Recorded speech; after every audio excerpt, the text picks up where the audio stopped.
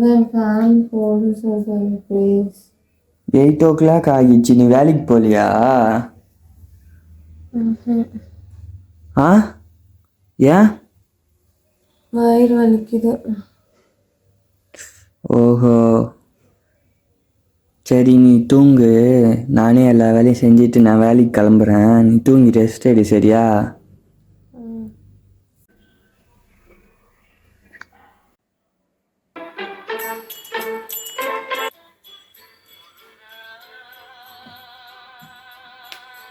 அழகென்ற சொல்லுக்கு முருகா,